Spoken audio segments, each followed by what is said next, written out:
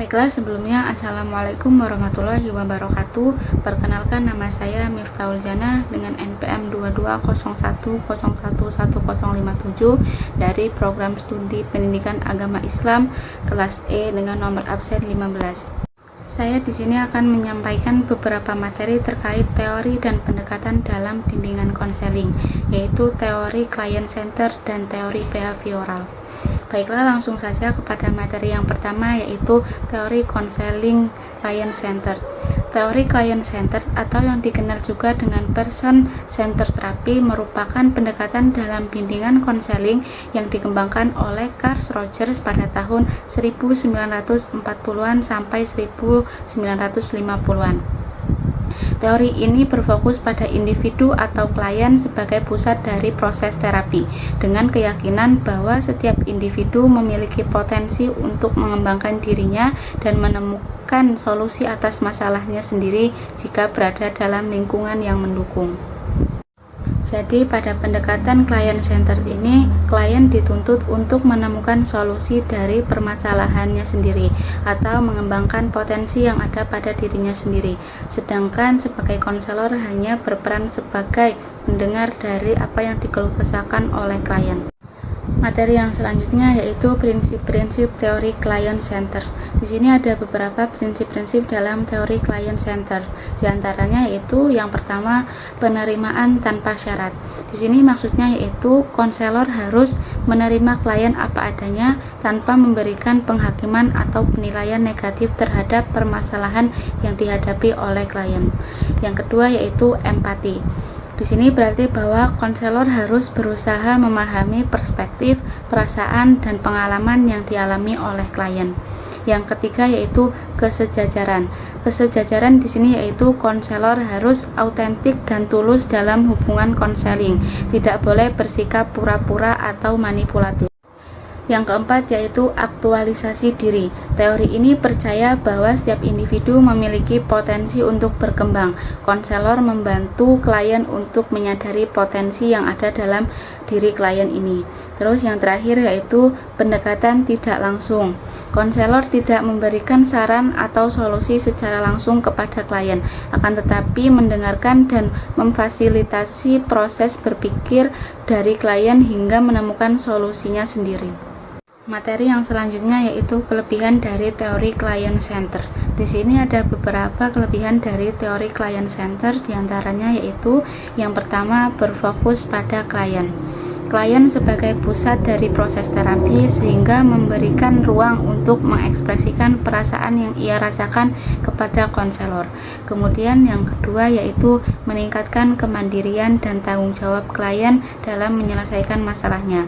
Dalam teori client center ini, klien dituntut untuk menemukan solusinya dari permasalahannya sendiri, sehingga hal tersebut dapat meningkatkan kemandirian dan tanggung jawab dari klien dalam menyelesaikan masalahnya sendiri. Kemudian yang ketiga yaitu meningkatkan hubungan yang aman. Meningkatkan hubungan yang aman di sini berarti terapi ini menekankan pentingnya menciptakan lingkungan yang hangat, empatik, yang memungkinkan klien merasa aman dan didengar.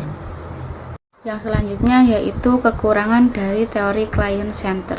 Adapun kekurangan dari teori client center ini yaitu diantaranya satu, kurang terstruktur. Pendekatan ini mungkin tidak efektif untuk klien yang membutuhkan arahan yang lebih jelas atau terstruktur dalam terapi mereka. Kemudian kekurangan yang kedua yaitu tidak cocok untuk kasus-kasus berat. Teori ini mungkin kurang efektif untuk klien yang membutuhkan pendekatan yang lebih langsung atau terstruktur, misalnya dalam menangani masalah psikologis yang berat seperti gangguan mental berat, misalnya skizofrenia dan bipolar. Itulah tadi materi mengenai pengertian, prinsip-prinsip, kelebihan, dan kekurangan dari teori client center. Selanjutnya yaitu materi yang kedua mengenai teori konseling behavioral. Yang pertama yaitu pengertian teori konseling behavioral. Teori behavioral dalam bimbingan dan konseling berfokus pada perilaku yang dapat diamati dan berusaha untuk memodifikasi perilaku tersebut melalui proses pembelajaran. Teori ini berakar dari prinsip-prinsip behaviorisme yang meyakini bahwa perilaku manusia dapat dipelajari atau diubah melalui pengaruh lingkungan, reward atau hadiah, dan punishment atau hukuman. Adapun tujuan dari konseling behavioral yaitu yang pertama menciptakan perilaku baru, yang kedua menghapus perilaku yang tidak sesuai, dan yang ketiga yaitu memperkuat dan mempertahankan perilaku yang diinginkan.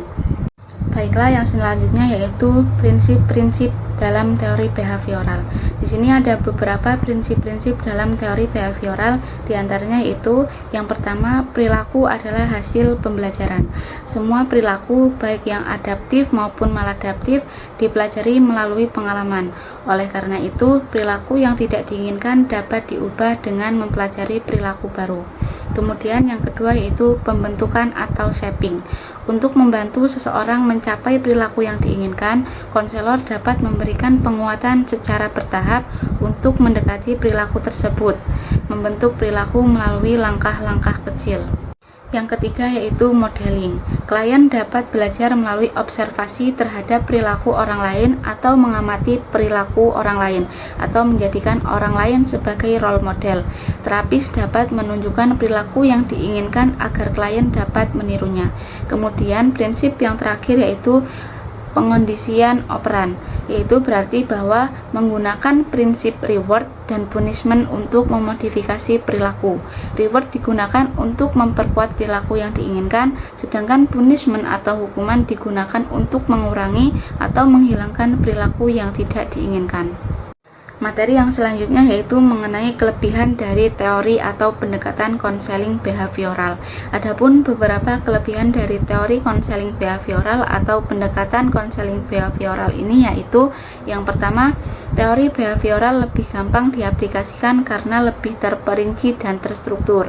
Kemudian, kelebihan yang kedua yaitu relevansi dalam pengobatan. Teori konseling behavioral atau pendekatan konseling behavioral ini efektif untuk mengatasi masalah-masalah spesifik seperti fobia, kebiasaan buruk, hingga masalah perilaku lainnya.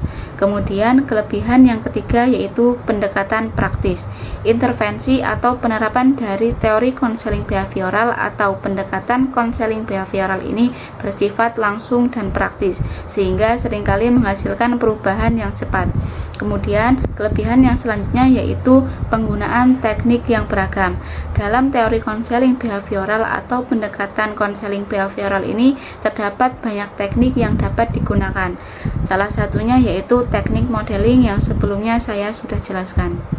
Itulah tadi materi mengenai kelebihan dari teori konseling behavioral atau pendekatan konseling behavioral. Kemudian materi yang terakhir yaitu mengenai kekurangan dari teori konseling behavioral atau pendekatan konseling behavioral.